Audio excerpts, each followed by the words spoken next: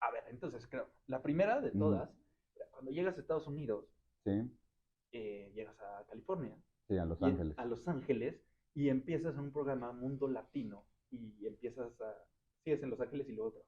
Exacto. Y entonces era la diferencia de que en Estados Unidos se le decía Mundo Latino a todo, pero la diferencia que existe en el latino de Los Ángeles y el latino de... Lo que pasa es que cuando yo llego a Estados Unidos, llego un 2 de enero de 1983, había 15 millones de latinos, ahora somos 65 millones. Pero en esa época era muy fácil distinguir a los grupos que conformaban a los latinos. Incluso no éramos monolíticos, pero era fácil definirlo. Eran mexicanos de California y Texas, eran puertorriqueños de Nueva York y eran cubanos de Miami. Pero de pronto lo que hemos visto es que hay muchísimas mezclas, ¿no? Los mexicanos seguimos siendo la mayoría, pero cada vez menos. Y entonces, por ejemplo, para el año 2044, todos en los Estados Unidos van a ser minorías. Y, y esa diversidad se da en todos lados. Tengo mi hijo Nicolás, él es porto, cubano, México, americano. Y ese tipo de mezclas se dan cada vez más. Somos de alguna forma una especie de alebrijes en las que parte de nuestra identidad viene de México, parte viene de los Estados Unidos. Y esta idea de cuando llegas a dar el noticiero, ¿no? Ya Sí. de presentador, ¿cómo funciona el hablarle a un grupo que no es monolítico, pero tú te sentías mexicano porque venías llegando y eres muy joven? Es muy buena pregunta porque yo creo que hay dos cosas. Hay una especie de español neutral, Uh -huh. que es un poco lo que yo hablo. He ido perdiendo el acento mexicano. Y es un español neutral que casi todos entienden. Y cuando hay duda, siempre caemos en el mexicano, ¿no? La pronunciación mexicana. Pero lo otro es que hemos aceptado el Spanglish perfectamente y hablamos Spanglish. Entonces, un día yo te puedo decir que le estoy llamando al rufero porque hubo un liqueo en el techo y que está empapando la alfombra, que ahí le llaman de muchas otras cosas, ¿no?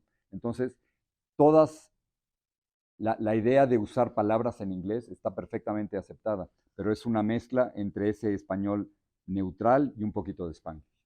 Y en el libro tienes una de las columnas que habla de como el bautizo de Miami, o como la llegada, Sí, es duro. la pregunta compleja cuando llegas con la comunidad cubana en Miami. En Miami era, ¿qué piensas de Fidel ¿Qué Castro? piensas de Fidel? ¿Hay algún bautizo de la comunidad mexicana? ¿Alguna pregunta clave? Ahorita sí, ahorita es AMLO. O sea, AMLO, tú llegas a Estados Unidos, AMLO tiene muchos seguidores, es tan popular en Nueva York como en Los Ángeles. Y, y eso te marca, ¿no? O sea, si tú, a mucha gente no le gusta que haya ido 5 veces a la mañanera y que le haya hecho preguntas a López Obrador, sienten que es una crítica, yo siento que ese es mi trabajo. Pero, pero hay grupos de AMLovers en Los Ángeles y en Nueva York que no me quieren, que sencillamente no me quieren. El bautizo que antes era en Miami, ¿qué piensas de Fidel Castro? El bautizo de los mexicanos en los Estados Unidos es, ¿qué piensas de López Obrador?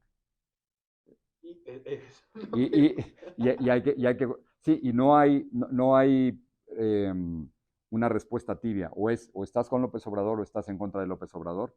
Y, y muchos mexicanos, hay que acordarse que muchos mexicanos nos fuimos, somos cerca de 11 o 12 millones de mexicanos nacidos en México que vivimos en Estados Unidos, que nos fuimos por el PRI y por el PAN, ¿no? Pero particularmente por el PRI.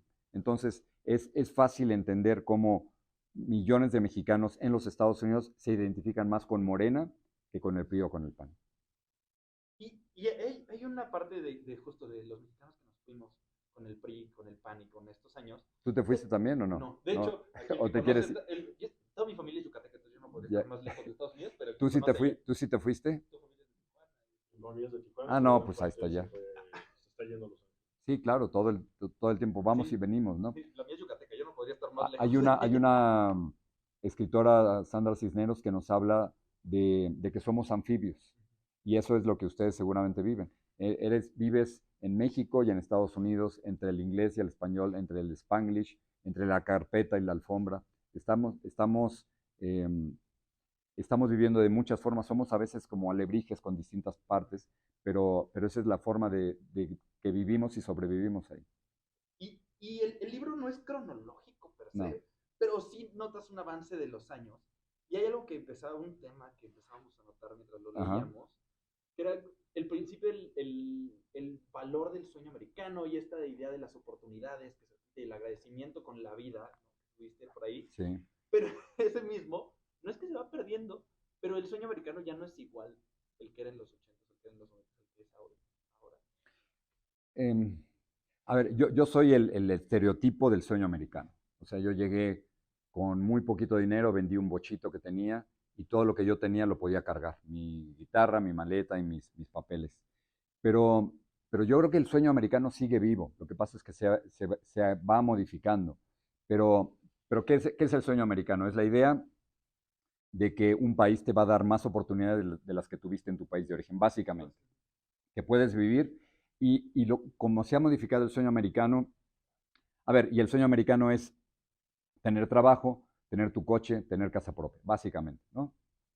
Pero lo que ha cambiado es que como no ha habido una reforma migratoria desde 1986, hay cerca de 10 u 11 millones de indocumentados, entonces el sueño americano para muchos se ha convertido en un sacrificio. Son familias que se han sacrificado, que viven como indocumentados, para que sus hijos vivan mejor. Entonces, lo que hemos hecho es saltarnos una generación del sueño americano, de gente que nunca va a poder ser legalizada, para que sus hijos vivan mejor. Y en eso es que ha cambiado. Pero sus hijos van a tener oportunidades de ir a Harvard, a Yale, a Princeton, a las mejores universidades, cosa que para los papás hubiera sido impensable.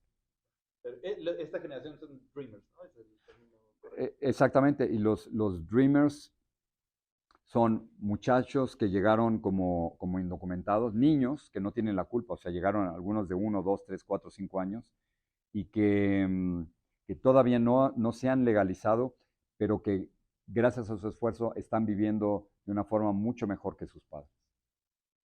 Y otra de las columnas sobre Estados Unidos Ajá. particularmente, me llamó mucho la atención porque hablas, en un momento dices como, ningún otro país me hubiera podido dar estas oportunidades, pero Sí. al mismo tiempo es una columna crítica de la situación estadounidense, desde que no hay políticas migratorias actualizadas hasta el imperialismo, las guerras que se meten los presidentes, lo que sea. Entonces, ¿cómo maniobrar el agradecimiento con una nación que te da tanto y al mismo tiempo poder ser crítico?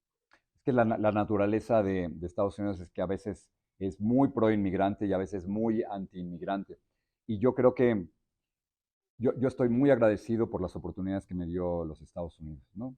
Muy, muy agradecido. Yo no creo que hubiera podido tener una vida de periodista libre como la que tengo sin los Estados Unidos. Pero al mismo tiempo veo cosas horribles, de la manera en que Donald Trump habla de los indocumentados, de cómo nos acusa de ser violadores y criminales, de cómo nos quiere deportar. Así que yo creo que se valen las dos cosas y las dos cosas pueden vivir al mismo tiempo. El agradecimiento a un país que te ha dado mucho, pero por otra parte, las grandes críticas a un país donde hay una muy fuerte corriente antiinmigrante y donde hay un rechazo generalizado para muchos mexicanos indocumentados.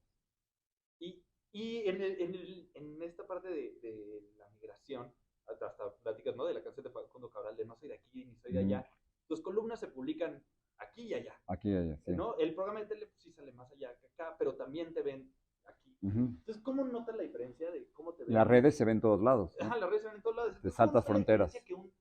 Que un ciudadano mexicano te lea o cómo te lee un ciudadano? Son dos formas distintas. Pero, por ejemplo, los dos estamos interesados en lo que está pasando aquí en México, ¿no? Me tocó cubrir las elecciones aquí, pero son realidades muy, muy distintas. Yo creo que un mexicano en los Estados Unidos actualmente está preocupado por tener un buen trabajo, porque no lo vayan a deportar, por legalizar a sus hijos, por tener mejores escuelas, mientras que aquí estamos hablando de millones que viven en pobreza extrema todavía, o estamos hablando de más de 175,000 muertos. Es decir, son realidades distintas, pero alguien hablaba hace poco de que México en realidad es un país transnacional, no con los 130 millones de habitantes aquí, sino 140 millones de habitantes. los 40 millones de mexicanos que vivimos allá en los Estados Unidos, entre los nacidos allá y los nacidos en México. Y bueno, aprovechando ya entrando un poco más al periodismo, una gran parte del libro habla de ya como la labor, ¿no? Y la talacha del periodismo. Y esta es una pregunta, creo que es un poco más personal, Sí. pero durante todo el tiempo le das mucho valor a la entrevista, al acercarte a los presidentes y cuestionarlos. Entonces quería preguntarte, ¿cómo ves el valor de una entrevista ahora y cómo maniobrar la declaracionitis? ¿No? Bueno, es que no hay que dejar hacer declaracionitis. Yo creo que se trata de cuestionar a los que tienen el poder. Y en el momento en que una respuesta se convierte en declaración, se acabó, perdiste la entrevista. Yo creo que de lo que se trata es poder obligar a una rendición de cuentas de los que tienen el poder. Y solo dejarlo en declaraciones, eso nunca nos va a servir. Eso no es buen periodismo. O sea, solo repetir las declaraciones de un político nunca va a funcionar. ¿Y cómo poner en la balanza lo que dicen con lo que hacen? Bueno, ese es tu trabajo, esa es nuestra chamba como periodistas, es hacer lo que le llaman en inglés fact check, pero es checar las fuentes y checar los datos. Y nuestra credibilidad depende de eso, ¿no? Por ejemplo, yo fui 5 veces a la mañanera y le planteé a López Obrador que el suyo era el gobierno más violento en la historia moderna de México. Muy bien. Pero él decía que tenía otros datos. Yo hice mi trabajo, hice mi tarea, y yo podía demostrarle que esos otros datos que él tenía eran falsos, que los datos reales incluso venían de su propio gobierno.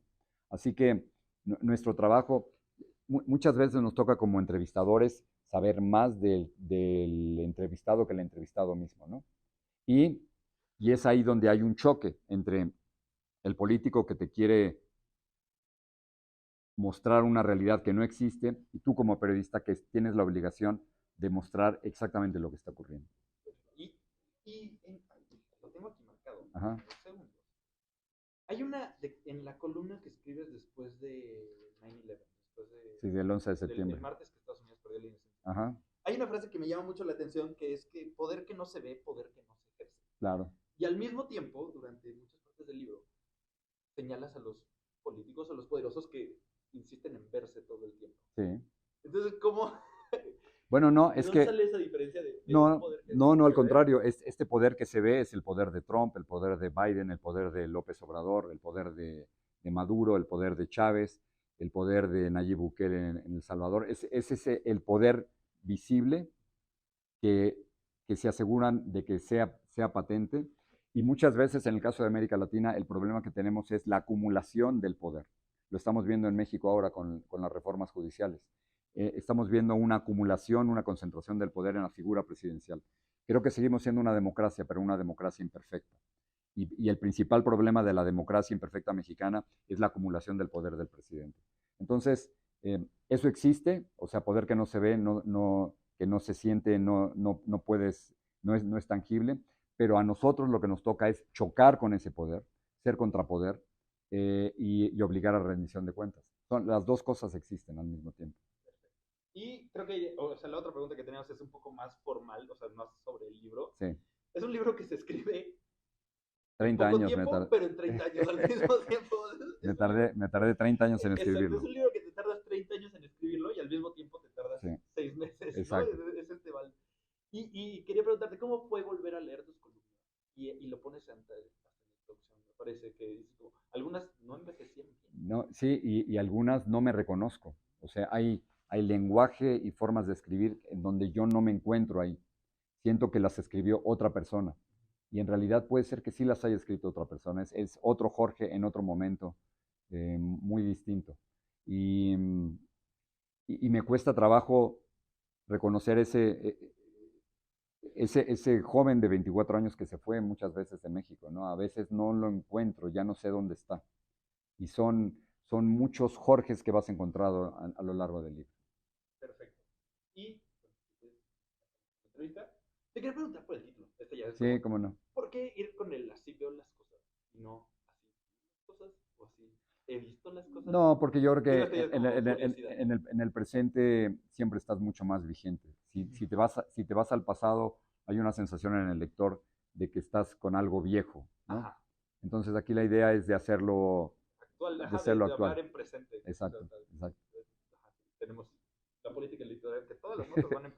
Sí, claro. Ajá. O sea, por ejemplo, en el noticiero nunca comenzamos, ayer se encontró un muerto o ayer robaron, no, no, no. O sea, siempre te vas con el presente de lo que está ocurriendo ahora. El cuerpo fue recuperado, etcétera, lo que sea. Muchas gracias. Se los